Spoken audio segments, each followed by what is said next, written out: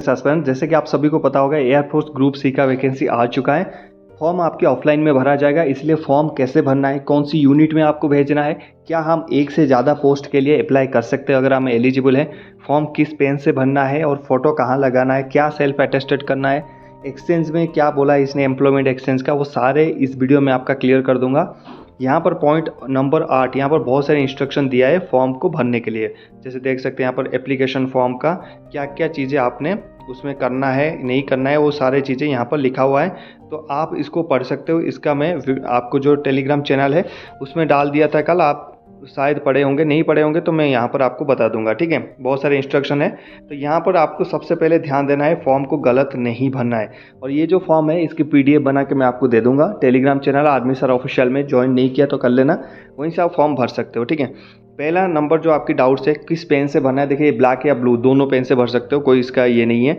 दूसरा, क्या हम एक फॉर्म से दूसरा मतलब 10-12 अप्लाई कर सकते हैं स्टेशन में, बिल्कुल कर सकते हो आप, लेकिन यहाँ पर ये दिक्कत है, यहाँ पर लिखा है अगर आपकी सेम डेट में रहता है, मान लीजिए आपने एक अम्बाला में भरा, एक उड़ीसा में भरा है, दोनों चीज़ें भरा है आपने, ठीक है, तो यहाँ पर 12 तारीख को है, यहाँ पर 12 तारीख को है, आप किसी एक के लिए आप जा सकते हो, ठीक है। ये नहीं कि आपका यहाँ 12 था, आप बोलोगे कि सर मेरा कल अम्बाला में था, यहाँ पर मैं 13 को देना चाहता हूँ, तो वो नहीं है।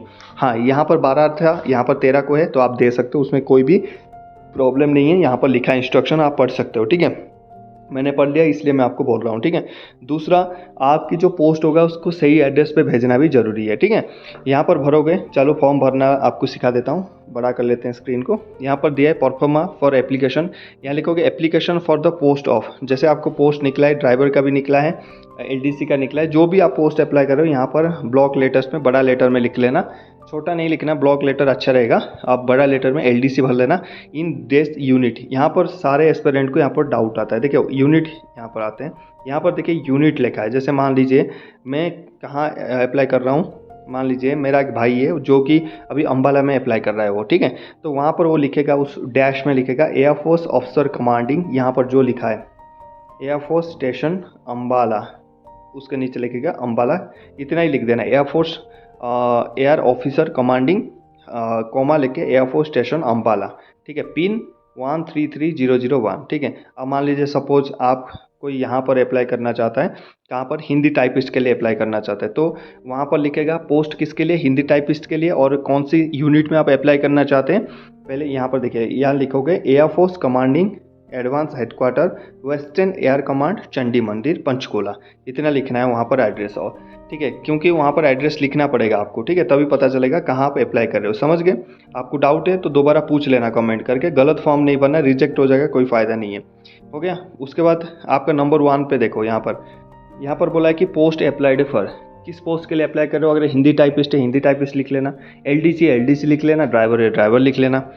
वहाँ पर name of the candidate in block letters, ठीक है, ब्लॉक लेटर में यहाँ पर नेम, तो यहाँ पर एक काम करना, आपने ना यहाँ पर छोटे अक्षर में लिख लेना, ठीक है, बड़े अक्षर में लिखने की ज़रूरत नहीं है, आप छोटे अक्षर में लिख लेना, जहाँ पर ब्लॉक लेटर्स दिया है वहीं पर लिख लेना। हालांकि अगर ब्लॉक लेटर्स में लिखोगे तो कोई गलत बात नहीं है, आप छोटे अक्षर के साथ जा सकते हैं, ठीक है। यहाँ पर नेम ऑफ द कैंडिडेट, आपका नाम लिखोगे और यहाँ ब्लॉक लेटर में लिखोगे, मतलब बड़ा लेटर में लिखोगे, और नाम ये नहीं है, जैसे आपका नाम मनोज कुमार है तो मनोज कुमार लिखना है, ये नहीं कि मनोज लिख के छोड़ दिया, पूरा लिखना जो आपके 10th और 12th सर्टिफिकेट में है, समझ गए।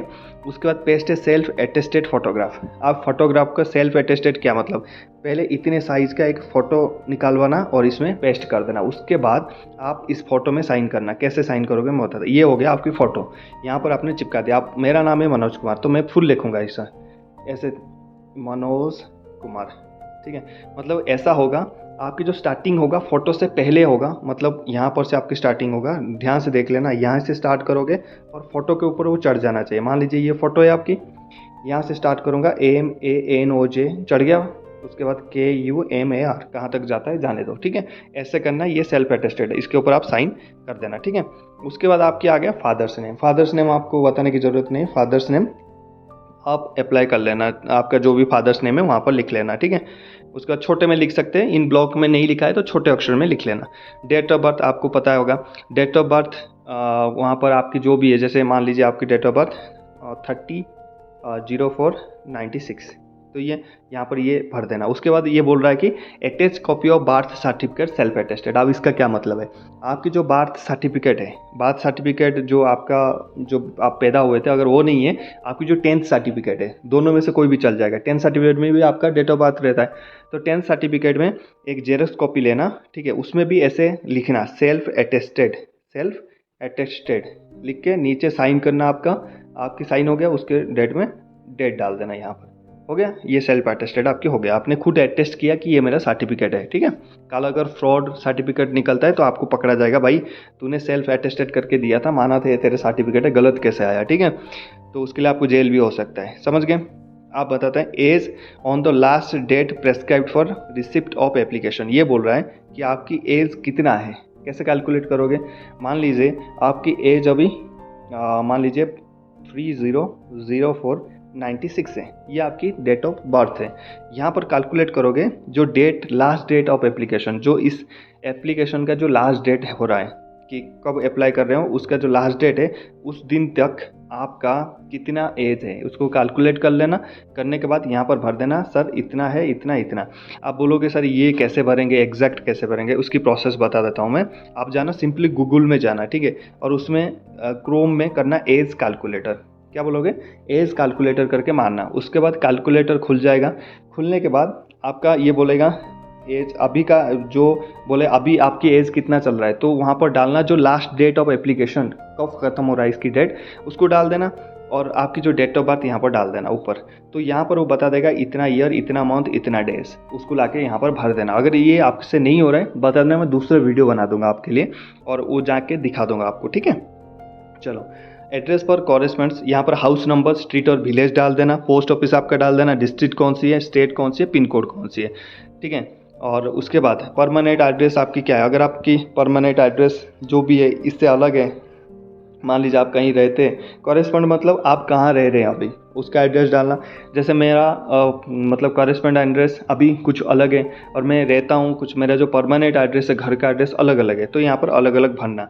अगर सेम भी है तो सेम भर देना, कोई दिक्कत नहीं है, ठीक है। यहाँ पर ध्यान रखना जहाँ रह रहे हो उसका भरना, ये परमानेंट आपका घर का कहाँ मतलब पहले थे उसकी एड्रेस है, ठीक है। उसके बाद चलते हैं यहाँ पर caste, general, OBC, SC, ST, ठीक है। यहाँ पर जो कास्ट है, यहाँ पर अगर जनरल है तो उसकी कोई कास्ट सर्टिफिकेट आपको अटैच करने की ज़रूरत नहीं है।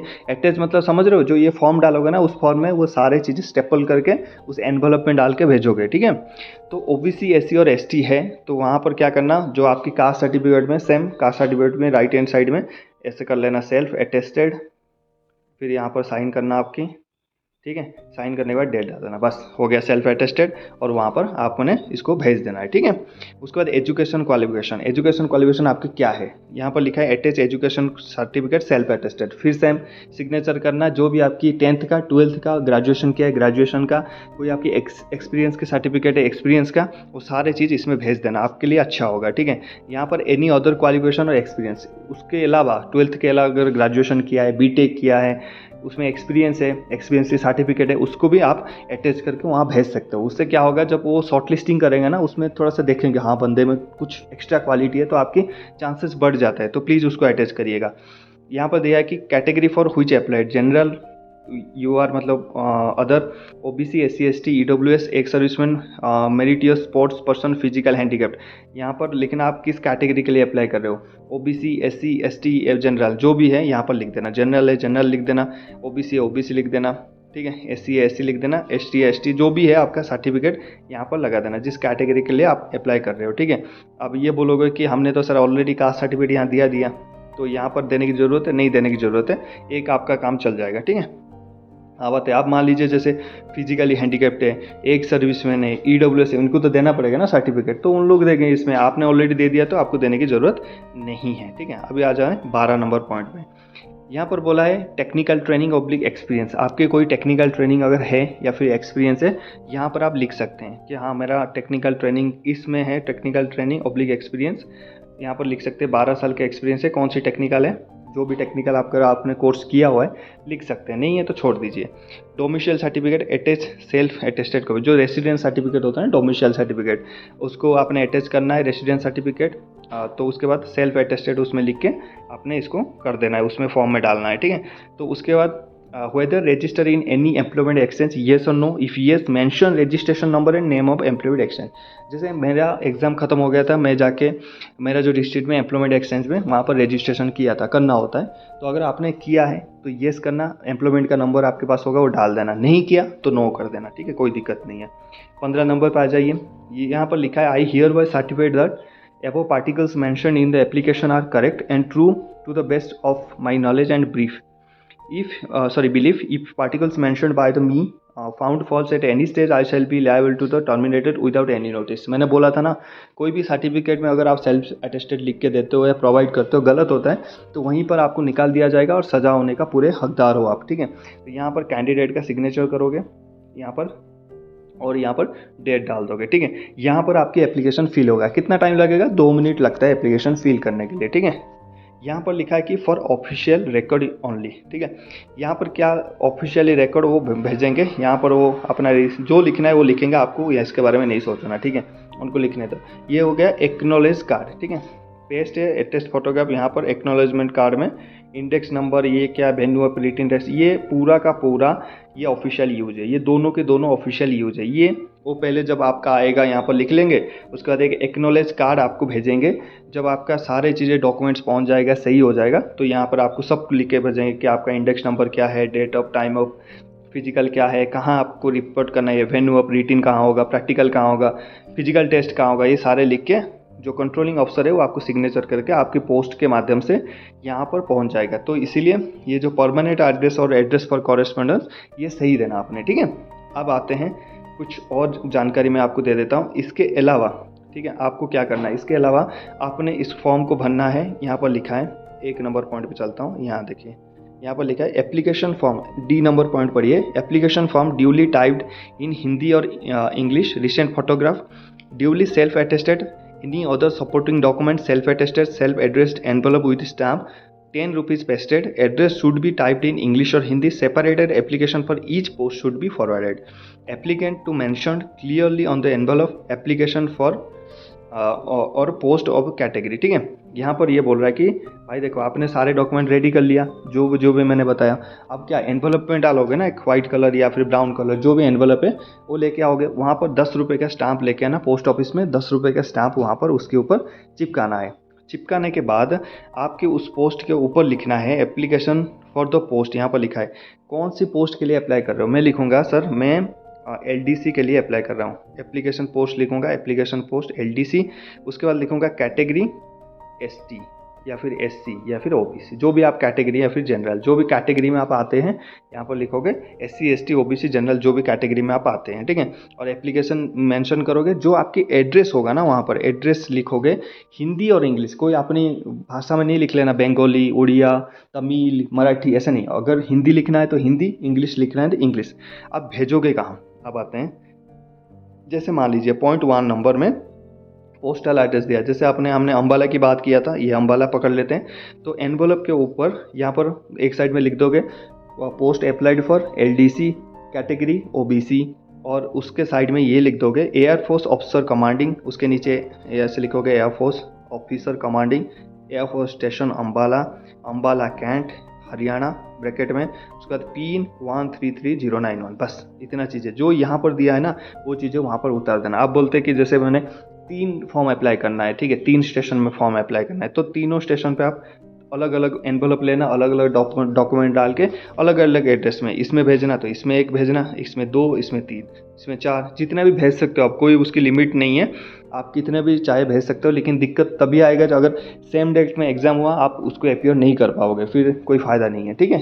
तो बिल्कुल एप्लीकेशन फ्री है, फ्री में आप अप्लाई कर सकते हो, 10 रुपया वहाँ पर स्टाम्प लगा के भेज देना है। इसके अलावा अगर आपको कोई भी डाउट्स है इनमें कि सर मेरे को ये चीज़ें पता नहीं चल रहा है, तो आप मुझे कमेंट कर सकते हो, मैं आपको हेल्प कर दूंगा। आई होप आपकी वीडियो में आपके सारे डाउट्स क्लियर हो गए होंगे। मिलते हैं नेक्स्ट टॉपिक में गाइज, जय हिंद, ऑल द बेस्ट।